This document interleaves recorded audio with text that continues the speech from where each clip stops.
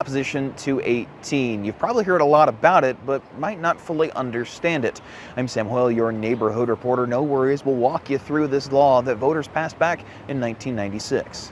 In short, the law was put in place to give voters an opportunity to voice their concerns about proposed tax increases like this one. However, since the law was passed more than 25 years ago, the use of email, forms, social media, and various other electronic methods of communication were not what they are today. So in order to oppose a proposed tax increase, residents must either mail a protest letter or drop it off at the city office.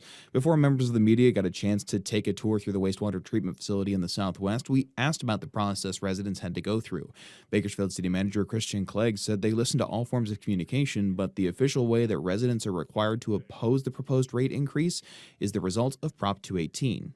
According to state law, to formally submit your protest, there is a very specific format that is required, and that is not something that the city has determined on our own. It's not that we're trying to, be inaccessible to feedback. Given that it's almost 3 decades later and there's plenty of technology at hand to assist with something like this, residents were frustrated by having to travel back in time.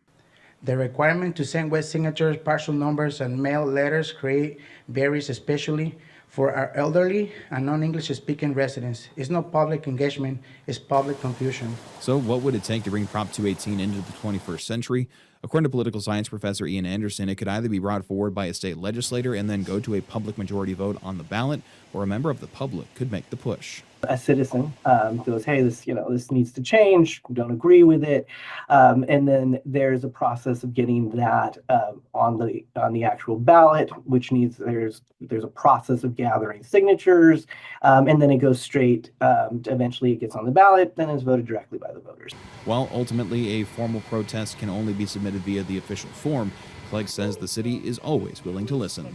We always listen to other forms of feedback. We've listened to the social media, we've listened to phone calls, we've listened to emails. We really do care about our community. So again, that proposed sewer rate increase is likely to come back with another formal Prop 218 notice. To learn how to file a formal opposition letter, we'll include that in this story on our website. In Bakersfield, I'm Sam Hoyle, your neighborhood reporter.